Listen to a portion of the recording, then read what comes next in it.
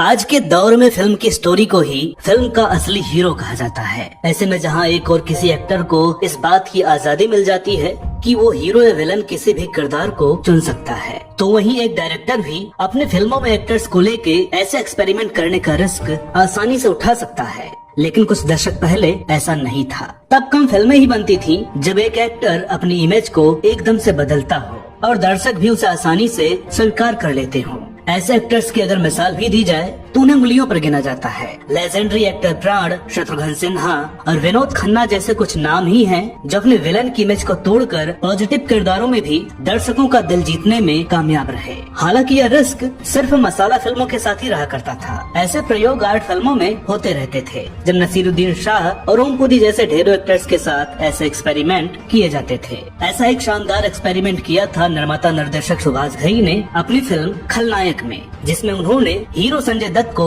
एक विलन का किरदार दिया जिसे दर्शकों ने भी हाथों हाथ लिया और ये फिल्म ब्लॉकबस्टर साबित हुई। फिल्मी फैक्ट्स के आज के इस एपिसोड में हम जानेंगे इसी फिल्म से जुड़ी कुछ दिलचस्प बातें। 98 एक ऐसा साल था जिसमें रिलीज हुई 3 फिल्मों खलनायक, बाजीगर और डर में बॉलीवुड के हीरोज को विलन की तरह दिखाया गया और मजे की बात ये कि तीनों ही फिल्में सुपरहिट साबित हुई। बॉलीवुड के दूसरे शोमैन कहे जाने वाले सुभाष घई द्वारा निर्देशित फिल्म खलनायक 6 अगस्त 1993 में रिलीज हुई थी, जिसमें संजय दत्त, माधुरी दीक्षित, जैकी श्रॉफ, राखी, अनुपम खेर, राम्या और नीना गुप्ता आदि एक्टर्स ने खास रोल निभाया था। इस फिल्म में संजय दत्त की इमेज को नायक से खलनायक बनाने से पहले ऐसा रिस्क सुभाष जी इससे पहले भी उठा चुके थे, वो भी अपनी पहली ही निर्देशित फिल्म में, जिसमें वे सफल भी हुए थे। और वो फिल्म थी कालीचरण, जिसमें शत्रुघ्न सिन्हा जी को एक खलनायक की जगह नायक बनाकर पेश किया गया। हालांकि यहाँ मामला उल्टा था। यहाँ हीरो को विलन दिखाना था, वो भी एक टिपिकल विलन नहीं जैसा कि फिल्मों में अब तक दिखाया जाता है।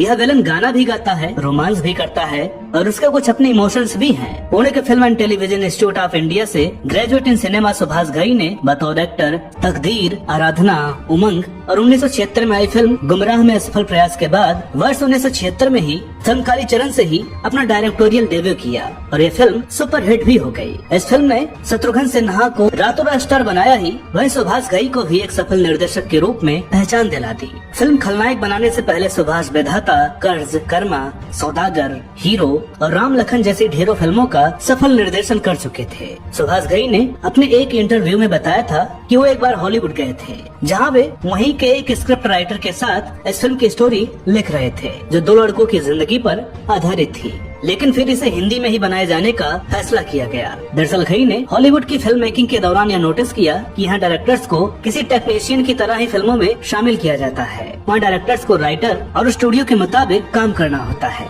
डायरेक्टर काम करते हैं और घर चले जाते हैं, जबकि बॉलीवुड में वो फिल्म के हर हिस्से से जुड़े रहते हैं। उन्होंने डिसाइड किया कि अब हॉलीवुड में काम करना ही नहीं है, वो अपने देश में अपने मन का ही काम करेंगे। कहा जाता है कि हॉलीवुड फिल्म की उस स्क्रिप्ट में घई ने माँ और लड़की का कैरेक्टर डाला और इस फिल्म की स्क्रिप्ट तैयार कर दी। हालांकि इस फिल्म की कहानी को लेकर यह भी कहा गया कि खलनायक से कुछ समय पहले सुभाष घई अमिताभ बच्चन के साथ फिल्म देवा बना रहे थे, जो दोनों के आपसी मनमुटाव की वजह से बंद हो गई थी। बाद में सुभाष घई ने उस फिल्म के टाइटल और स्क्रिप्ट में कुछ बदलाव कर फिल्म खलनायक बना दी। हालांकि खलनायक फिल्म की स्टोरी कुछ हद तक सुभाष घई की फिल्म क्रोधी से भी मिलती जुलती है, जो कि 80 के दशक में रिलीज हुई थी। सुभाष घई उस दौरान अपने अधिकतर फिल्मों के नाम अपने लकी फैक्टर के से ही रखने में विश्वास रखते थे, जिसका उदाहरण है कालीचरण, कर्ज, क्रोधी और कर्मा जैसी फिल्में, जिनके नाम के से ही शुरू होते हैं। जैसा कि आप सभी जानते हैं कि यह फिल्म अपनी स्टोरी संजय दत्त के जेल जाने और चोली के पीछे जैसे गानों की वजह से विवादों में भी घिर चुकी थी। लेकिन कम लोगों को ही पता होगा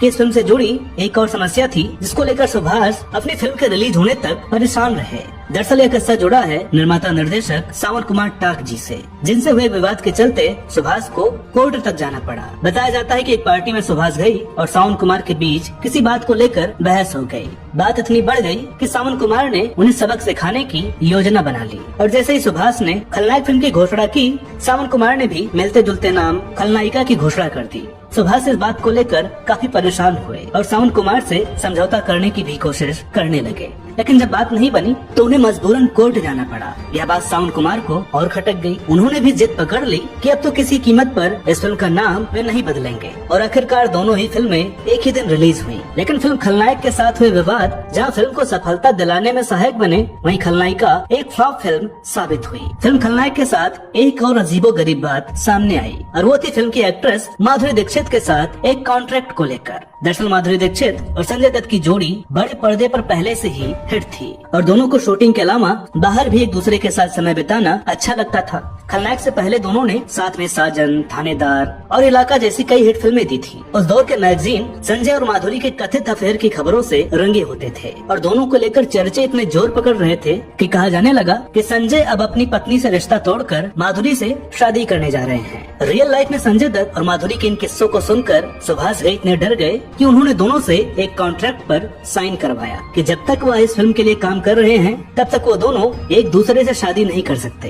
हालांकि माधुरी ने इस क्लॉज को तो साइन किया, लेकिन संजय से अपने रिश्ते के बारे में कुछ नहीं कहा और जैसे ही संजय का नाम बम्बई ब्लास्ट में आया, माधुरी ने उनसे दूरी बना ली। हालांकि फिल्म कलंक में करीब 2 दशक बाद माधुरी दीक्षित और संजय दत्त दोबारा साथ नजर आए। संजय दत्त के साथ सुभाष ने फिल्म विधाता में पहले भी काम किया था और उसके निर्देशन के बाद संजय के साथ खलनायक फिल्म का निर्देशन किया था। हालांकि कम लोगों को ही पता होगा कि विधाता के अलावा उन्होंने फिल्म हीरो के लिए भी संजय को साइन किया था, लेकिन इसी दौरान संजय को ड्रग्स की लत लग गई, जिसके कारण संजय को शूटिंग के लिए अक्सर देर हो जाती थी। हालांकि घई ने विधाता तो किसी तरह पूरी कर ली, लेकिन हीरो में संजय की जगह न्यू एक्टर जैकी श्रॉफ को साइन कर लिया। फिल्म खलनायक में संजय के किरदार बबलू को लेकर आमिर खान और अनिल कपूर भी इंटरेस्टेड थे। दरअसल खलनायक में जैकी श्रॉफ से पहले इंस्पेक्टर राम के रोल के लिए आमिर खान से बात की गई थी, लेकिन आमिर को बबलू यानी संजय दत्त वाला किरदार ज्यादा पसंद आया। कहा जाता है इससे पहले आमिर खान डर मूवी का ऑफर ठुकरा चुके थे, जिसके बाद वो किरदार शाहरुख को मिला था और वो फिल्म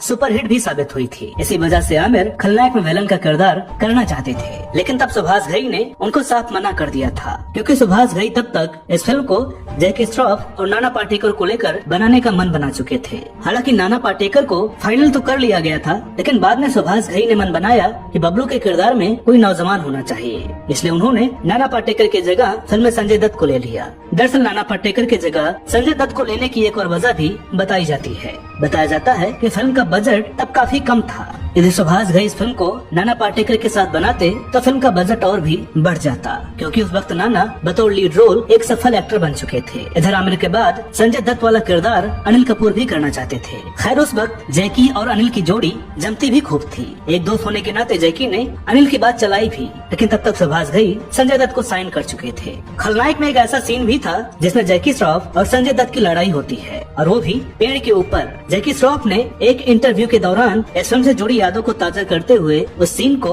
बहुत खतरनाक बताया था। उन्होंने बताया कि सीन को करने में दोनों को दिक्कतें इसलिए भी आ रही थी क्योंकि जिस पेड़ पर यह सीन फिल्माया जा रहा था उसकी डालियां भीगी हुई थी, जिसके कारण दोनों फिसल रहे थे। जैकी श्रॉफ कहते हैं यह बहुत खतरनाक था, लेकिन मजा बहुत आया। मैं और संजय दोनों लड़ाई भी करते और एक दूसरे को संभाल भी लेते। इस फिल्म के कास्ट से लेकर गाना, डांस सब विवादों में रहा था और इन्हीं विवादों के कारण यह फिल्म जबरदस्त हिट भी हो गई थी। यह फिल्म संजय दत्त के साथ साथ माधुरी के करियर में भी मील का पत्थर साबित हुई थी, क्योंकि फिल्म बेटा के बाद माधुरी दीक्षित की फिल्में लगातार फ्लॉप हो रही थी। फिल्म खलनायक का गाना चोली के पीछे अपने 2 अर्थी शब्दों के कारण काफी विवादों में रहा। बावजूद इसके फिल्म का यह गाना न सिर्फ सुपरहिट हुआ बल्कि अवार्ड विनिंग सॉन्ग भी बना। इस गाने को इला अरोड़ और अलका याग्निक ने मिलकर गाया था। इस गाने के लिए इला अरोड़ और अलका याग्निक को बेस्ट सिंगिंग और सरोज खान को बेस्ट कोरियोग्राफर का अवार्ड मिला था। गाने की कोरियोग्राफी सरोज खान ने की थी। गाने के बोल लिखे थे आनंद बख्शी ने, जैसे संगीत से सजाया था लक्ष्मीकांत प्यारेलाल की सुपरहिट जोड़ी ने। इस फिल्म में 8 गाने थे और सभी गाने सुपरहिट हुए थे। बतौर एक्ट्रेस श्याम बेनेगल की फिल्म मंडी से अभिनय की शुरुआत करने वाली इला अरोड़ को बतौर गायिका असल प्रसिद्धि इसी फिल्म से मिली। बीबीसी को दिए एक इंटरव्यू में इला अरोड़ ने बताया कि सुभाष घई को मैं कर्मा फिल्म से जानती थी। उन्होंने मुझे चूली के पीछे गाने के लिए बुलाया और मुझे मेरी लाइन दे दी। संगीतकार लक्ष्मीकांत प्यारेलाल और गीतकार आनंद बख्शी गाने के बोल को लेकर मेरी प्रतिक्रिया का इंतजार कर रहे थे, पर मैं हिचकिचाई नहीं, क्योंकि ऐसे बोल मैंने लोक संगीत में सुने थे जो गंभीर रिश्तों के बीच की हिचकिचाहट दूर करने के लिए गाए जाते हैं। हैं, जैसे देवर भाभी, जेठानी देवरानी और ननद भाभी। वे आगे कहती हैं, हालांकि इस गाने को गाते समय अलका याग्निक बहुत घबरा गई थी, लेकिन उन्होंने पूरे आत्मविश्वास के साथ ये गाना गाया और विवाद के दौरान इसका बचाव भी किया। अलका याग्निक ने भी इस बात का एक बार जिक्र किया था कि वह इस गाने को गाते समय घबरा गई थी। उन्होंने कहा कि गाने के शुरुआती बोल को सुनकर उन्हें घबराहट हो रही थी कि लोग इसे सही तरीके से लेंगे या नहीं। हालांकि बाद में वर्ष 1994 में अलका याग्निक का एक और गाना आया जिसके लिरिक्स पर काफी विवाद हुआ था।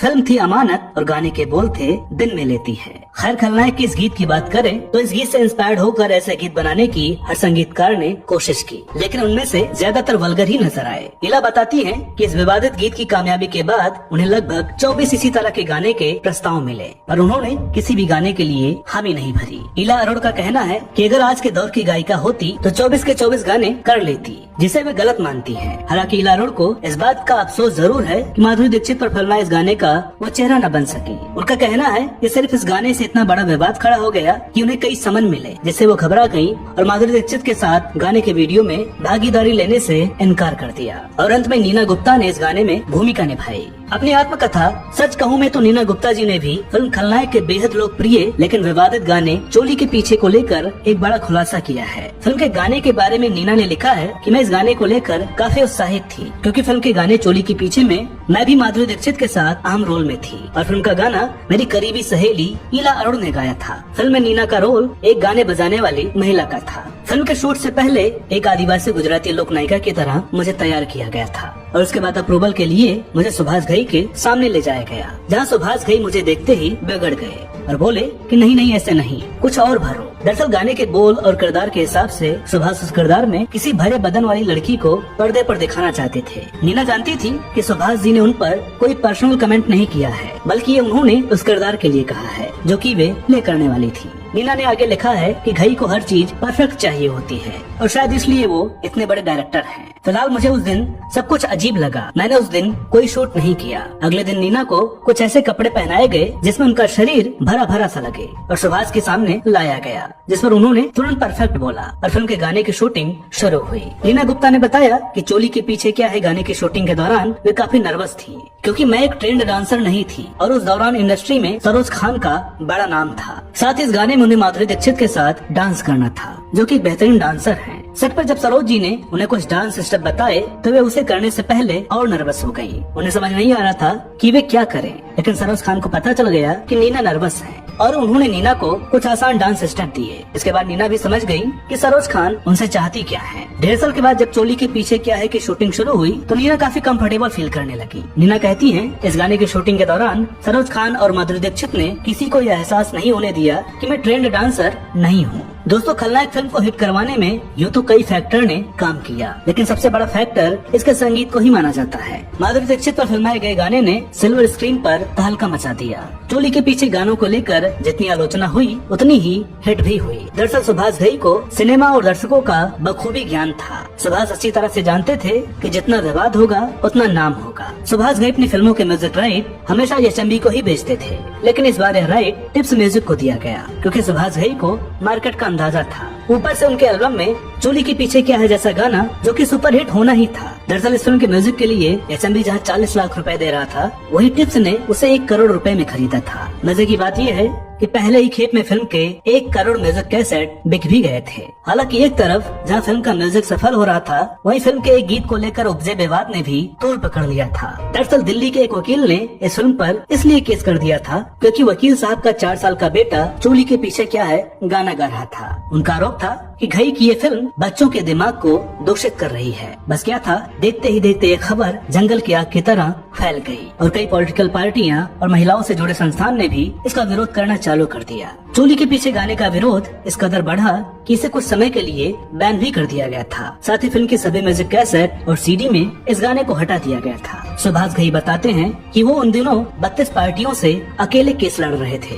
वे कहते हैं, किसी गाने को गलत बताने से पहले फिल्म को तो देख लो, लेकिन मामला बढ़ता ही जा रहा था। ऐसे में घई की मदद के लिए आगे आए बाला साहब ठाकरे। उन्होंने प्राइवेट स्क्रीनिंग में फिल्म देखी और अपने मुखपत्र सामना में इसे देशभक्ति का फिल्म बताया। बस फिर क्या था, बाल ठाकरे के इस बयान से फिल्म और गाने की ये कंट्रोवर्सी धीरे धीरे खत्म हो गई। गीत के बोलों को लेकर संगीतकार लक्ष्मीकांत प्यारेलाल जी ने बताया था कि दरअसल आनंद बख्शी को ऐसे बोल इसलिए लिखने पड़े क्योंकि बबलू का कैरेक्टर इतना टफ था कि उसको साधारण प्यार मोहब्बत वाले गानों से नहीं बहलाया जा सकता था। उसके लिए कुछ ऐसे बोल लिखने जरूरी थे जो कि उसके कैरेक्टर को दिलचस्प लगे, इसलिए गुंडे को रिझाने के लिए ऐसे बोल लिखने पड़े थे। दोस्तों, ऐसा नहीं है कि फिल्म के साथ बस इतने ही विवाद थे। दरअसल एक विवाद ऐसा भी था जो शायद फिल्म को डब्बा बंद करने के लिए काफी था। बात तब की है जब सुभाष घई अपनी आने वाली फिल्म की शूटिंग कर रहे थे और कोर्ट रूम में फिल्म का क्लाइमैक्स शूट हो रहा था। इसी दौरान खबर आई कि संजय दत्त पर अवैध रूप से हथियार रखने का आरोप लगा है। सुभाष के साथ साथ फिल्म से जुड़े हर शख्स की हालत खराब हो गई, क्योंकि यह एक बड़ा प्रोजेक्ट था और फिल्म लगभग पूरी हो चुकी थी।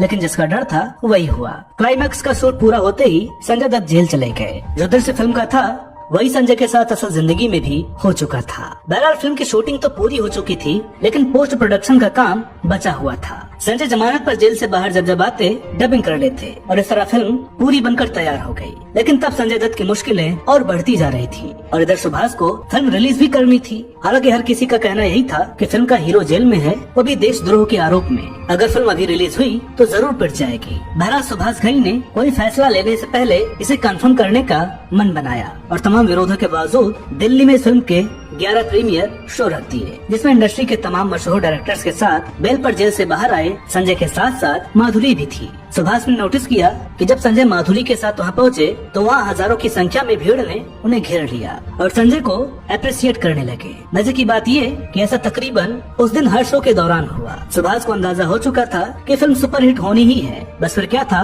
उन्होंने 6 अगस्त 1993 को फिल्म रिलीज कर दी, जो इतनी बड़ी हिट हुई कि उस साल की दूसरी सबसे ज्यादा कमाई करने वाली फिल्म बन गई। उस साल पहले नंबर पर डेविड धवन की फिल्म आंखें थी, जिसमें लीड रोल में गोविंदा और चंकी पांडे नजर आए थे। बात करें बजट और बॉक्स ऑफिस कलेक्शन की तो लगभग 4 करोड़ रुपए की लागत में बनी इस फिल्म का महज भारत में बॉक्स ऑफिस कलेक्शन था 12.5 करोड़ रुपए। वहीं आंखें का बॉक्स ऑफिस कलेक्शन 14 करोड़ रुपए का रहा। इतना ही नहीं, कनाडा और अमेरिका में भी फिल्म खलनायक ने रिकॉर्ड तोड़ कमाई की थी। फिल्म को उस साल 2 फिल्म फेयर अवार्ड भी मिले थे। इनमें से फिल्म के गाने चोली के पीछे क्या है के लिए अलका याग्निक और इला रोड को बेस्ट प्लेबैक सिंगर का अवार्ड दिया गया था। साथ ही इसी गाने के लिए बेस्ट कोरियोग्राफी का अवार्ड सरोज खान को मिला था। दोस्तों, यह फिल्म नेशनल अवार्ड के लिए नॉमिनेट हुई, लेकिन शायद फिल्म को लेकर हुआ विवाद इस पर भारी पड़ा और एक और चूकने से नेशनल अवार्ड यश चोपड़ा की फिल्म डर को मिल गया। वर्ष 1994 में इस फिल्म का रीमेक तेलुगु भाषा में कैदी नंबर 1 के नाम से बनाया गया था, लेकिन यह फिल्म बॉक्स ऑफिस पर उतनी सफल नहीं साबित हो पाई। वर्ष 2015 में बॉलीवुड के जाने माने डायरेक्टर और प्रोड्यूसर संजय लीला भंसाली खलनायक फिल्म का रीमेक बनाना चाहते थे, लेकिन फिल्म के रीमेक राइट्स को लेकर सुभाष घई से बात नहीं बन पाई, इसलिए भंसाली ने आइडिया ड्रॉप कर दिया। बाद में संजय दत्त के साथ मिलकर सुभाष ने ही इसे बनाने का मन बना लिया। एक इंटरव्यू में सुभाष ने बताया कि खलनायक की सीक्वल में पुरानी खलनायक की कहानी को ही आगे बढ़ाया जाएगा और सीक्वल में दिखाया जाएगा कि बबलू का किरदार जेल से बाहर आता है। दरअसल संजय दत्त ही सुभाष घई को खलनायक का अगला हिस्सा लिखने के लिए कहा था और सुभाष घई ने बताया कि इसमें उन्हें 2 साल का वक्त लगा और वो ओरिजिनल फिल्म की तरह जवान विलेन के साथ फिल्म पर आगे काम कर सकते हैं। सुभाष घई के मुक्ता आर्ट और संजय दत्त प्रोडक्शंस के साथ हुए समझौते पर यह फिल्म कब आती है, दर्शकों को इसका बेसब्री से इंतजार है। उम्मीद करते हैं कि आज का यह वीडियो आपको पसंद आया होगा। वीडियो अगर अच्छी लगी हो तो प्लीज इसे लाइक करें, शेयर करें। चैनल पर नए हो तो प्लीज इसे सब्सक्राइब जरूर करें। तो मिलते हैं अगले वीडियो में एक और नई कहानी के साथ। तब तक के लिए नमस्कार।